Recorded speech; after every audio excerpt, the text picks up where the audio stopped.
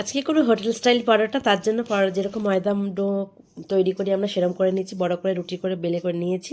এরপরে ওপরে তেল ছড়িয়ে দিয়েছি আর একটু ময়দা ছড়িয়ে দিয়েছি, দিয়ে ভালো করে স্প্রেড করে নেব। এরপরে এটা ভাজ দেব, আর ভাজ দেওয়ার পর কিন্তু আমি আবার একটুখানি তেল দিয়ে দেবো, আর আর একটু ময়দা উপর দিয়ে ছড়িয়ে দেবো, দিয়ে এটাকে আবার ভালো করে স্প্রেড করে দেবো আর আবার ভাজ দেবো। তো ভাজটা দেখে নেবে অবশ্যই, যেরকমভাবেই তোমরা ভাজ দিতে পারো, যে কোনোভাবেই ভাজটা কিন্তু দেওয়া দরকার, তাহলেই কি হয় একটু আমরা যেরকম হোটেলে যেরকম পরোটা খাই ঠিক সেভাবেই কিন্তু বাড়িতে তৈরি করা যাবে হোটেল স্টাইল পরোটা। এই যে এরকম করে নিচ্ছে ভাজ দিয়ে গোল করে রোল করে নিয়েছে, নেওয়ার পর গোল করে নিয়েছে, নিয়ে কিছুক্ষণ এটা তেল মাখিয়ে কিন্তু রেখে দিতে হবে, সঙ্গে সঙ্গে কিন্তু বেললে হবে না, তাহলে কিন্তু গুটিয়ে যাবে।